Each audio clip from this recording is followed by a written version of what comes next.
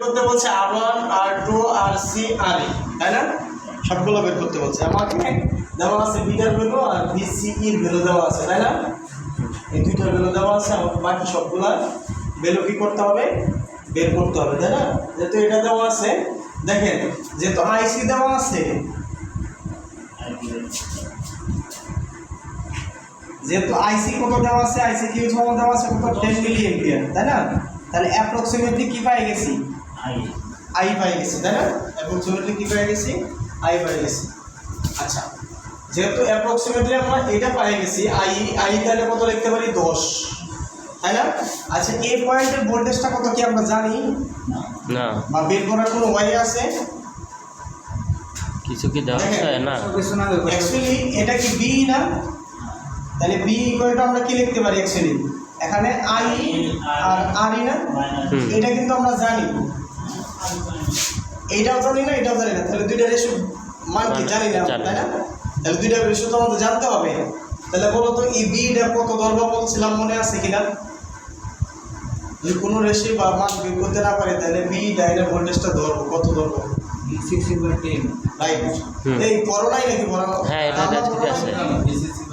হ্যাঁ, রাইট, ঠিক আছে। এর ভোল্টেজটা যদি আমরা কোনো সময় বের না করতে পারি তাহলে আমাদের কত ধরবো? এই যে সাপ্লাই ভোল্টেজের 10/1 ভোল্টেজ কি হয়, এটা নব্বই, এটা মুখস্থ বের। কি বললাম?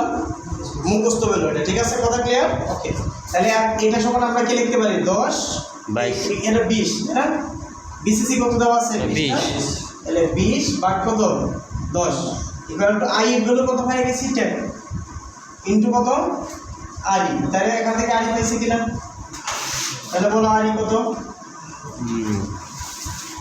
20 তো 20? না না না, দাঁড়ান, বললাম যে মানে ক্যালকুলেটর ছাড়া ক্যালকুলেশনের কথা বললে কিন্তু আরেকবার কানে নিচে দিব, একজনকে ধরে মনে রাখবে।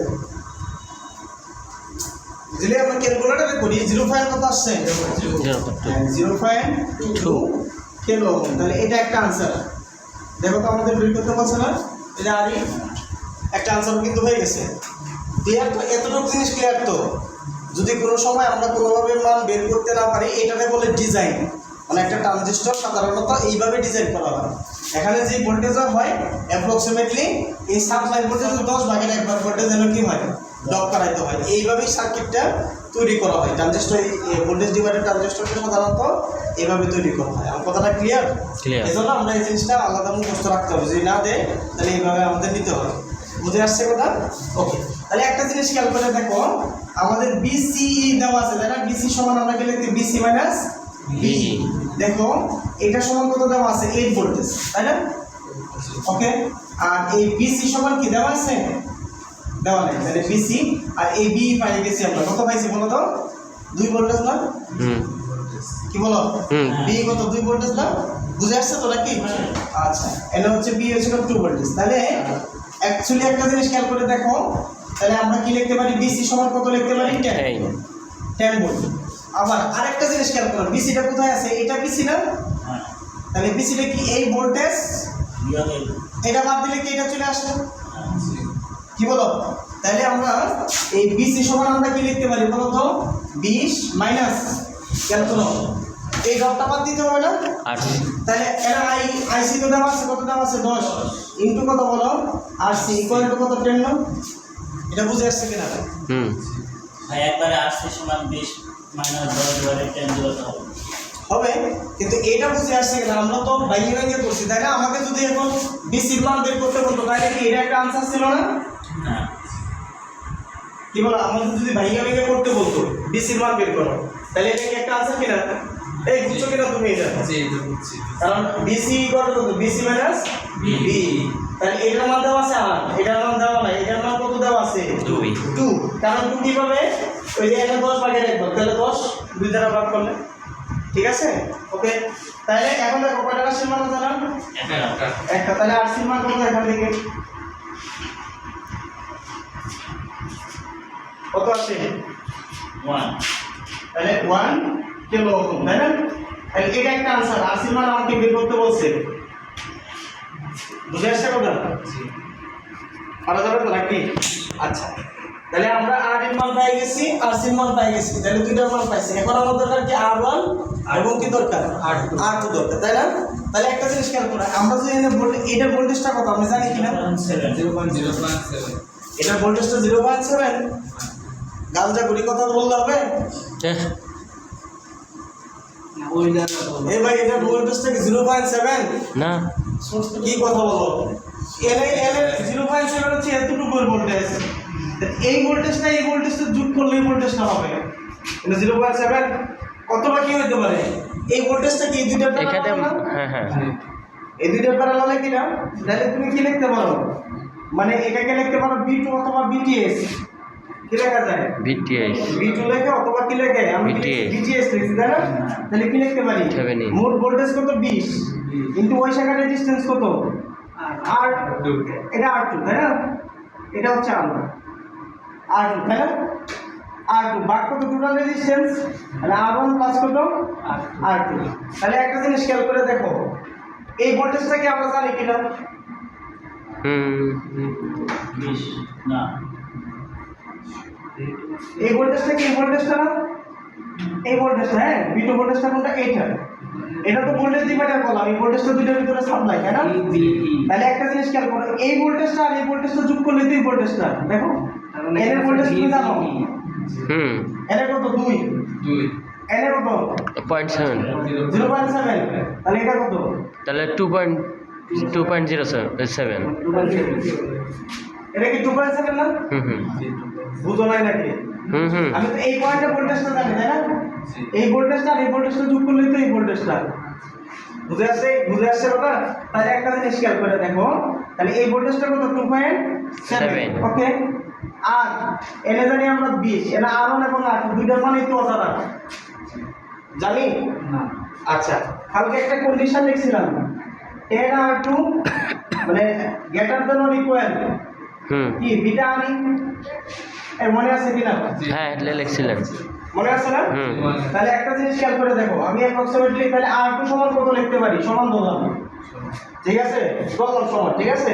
তাহলে একটা জিনিস খেয়াল করো, বিটার মান কত দেওয়া আছে? 80, আর আর এর মান কত পাইছো? 0.2। তাহলে বিটার মান, বিটা আর ভাগ কত? 10 না? আমি তো বললাম সমান, এটার জন্য ইকুয়াল, আমি সমানটা নিলাম, কোন সমস্যা আছে? তাহলে কি মানে 10, এই 10টা কি নিচে চলে যাবে না? আর বিটার মান কত? 80, আর আর এর মান কত? 0.2। তাহলে কত 80 ক্যালকুলেশন করো? 1.6।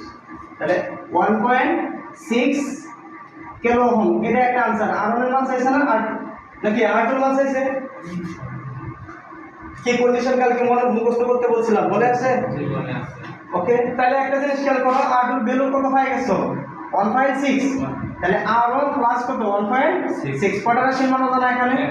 একটা। তাহলে R1 টা ক্যালকুলেশন করো, সলভ ফাংশন দাও, কত আসবে দেখো। 10.25। তাহলে 10.25 কিলো ওহম। তাহলে এটা আরেকটা आंसर। যদিও কোশ্চেনটা পরীক্ষাতে আসার মতো না, কিন্তু তোমার বোঝার জন্য অনেক কিছু আছে এটাতে। আমার কথা কি বোঝা গেছে না জানি না? এইটা সবচেয়ে কঠিন ম্যাথ, অ্যাডমিশনের জন্য সবচেয়ে কঠিন ম্যাথ হচ্ছে একত কথা ধাপে ধাপে আমি তোমাদেরকে বলতেছি। একত প্রথম যে কাজটা করতে হবে, এনার্জি ভোল্টেজটা অর্থাৎ বি ভোল্টেজটা সবসময় কি হয়, মানে বিসিসির 10 ভাগের 1 ভাগ ভোল্টেজ কি হয়? ড্রপ হয়। তাহলে বিসিসি কত আছে? 20 ভাগ কত? 10 ইকুয়াল টু কত? 2 ভোল্ট। এটা হইতে পারে একটা आंसर যদি চাই আর কি।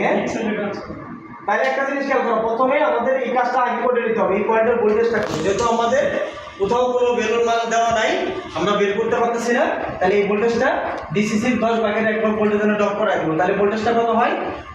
2 ভোল্টেজ। ঠিক আছে, কত হয়? 2 ভোল্টেজ। তাহলে I ইকুয়াল টু আমরা কি জানি? B ইকুয়াল টু কি জানি? I ইনটু RE, তাই না? তাহলে B ভ্যালুটা তো জানি, B এর ভ্যালুটা কত পাইছি? 2। এখানে 2 লিখে দিয়ে তো নাকি 2 কত পাইলাম? 2 বসাইলাম। তাহলে I ইকুয়াল টু কত? IC এবং I কি অ্যাপ্রক্সিমেটলি সমান, মানে ট্রানজিস্টরের ক্ষেত্রে IE এবং IC কি অ্যাপ্রক্সিমেটলি কি হয়? সমান হয়, তাই তো? আমরা তো তাই তো প্রমাণ করছি, তাই না? তাহলে IE এবং IC তাহলে 10 আছে, 10 বসাই দিলাম ইনটু RE, একটা রাশির মান জানা, তাহলে এখান থেকে কি RE পেয়ে যাব। তাহলে এটা একটা आंसर। ওকে, এরপরে আমরা আরেকটা কন্ডিশন জানি কি, tan r2 greater than or equal to beta r, তাহলে r এর মানও জানি, বিটার মানও জানি, হুম তাহলে এখান থেকে কি r2 ভ্যালু চলে আসবে না? তাহলে এটা আরেকটা आंसर হবে। ক্লিয়ার?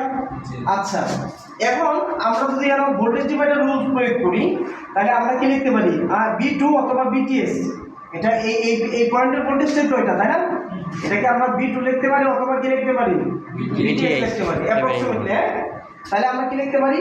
মোট ভোল্টেজ 20 আর ওই শাখার রেজিস্ট্যান্স কত? r2 আর টোটাল রেজিস্ট্যান্স R2 R2 তাহলে এখন আমি r2 এর ভ্যালু আমি জানি, b2 এর ভ্যালু কি আমি জানি? না, জানি না, জানতে হবে। তাহলে এই ভোল্টেজটা হচ্ছে 2, এন হচ্ছে 0.7, তাহলে এটা তো ডট নাই, তাহলে এই ভোল্টেজটা কত? সমান 2.7, তাহলে এই 2.7 এখানে বসাই দেব। তাহলে r1 এর r2 ভ্যালু পাই গেছি, তাহলে এখান থেকে কি পাই যাব? r1 এর ভ্যালু ওকে হয়ে গেল। এখন আমাকে দরকার rc এর ভ্যালু, rc এর ভ্যালু দরকার, ঠিক আছে? এটা ভ্যালু দরকার। তাহলে এটা যদি জানি, তাহলে bc ইকুয়াল টু আমরা কি জানি? bcc মাইনাস কি ic rc, বলো bc এর ভ্যালু কি আমি জানি? না, জানি না, কিন্তু আমি বের করতে পারি, কারণ bc ইকুয়াল টু কত? VC minus B। তাহলে bc এর ভ্যালু দেওয়া আছে 8, এটা ভ্যালু দেওয়া আছে কত? 2, তাহলে bc এর ভ্যালু চলে আসছে, 10। এটা একটা आंसर হতে পারে। আবার bcc ইকুয়াল টু আমরা bc ইকুয়াল টু কি জানি? bcc মাইনাস কত? ic ইনটু rc, তাই তো? আর এটা তো 10 টা 80, এখন কি সব ফাংশন বসাই দিলে rc ভ্যালু চলে আসবে। ক্লিয়ার কথা? Clear। সবাই ক্লিয়ার তো? ক্লিয়ার। এক দুবার করে প্র্যাকটিস করো, ফাইলিং হয়ে যাবে, সেভ করো।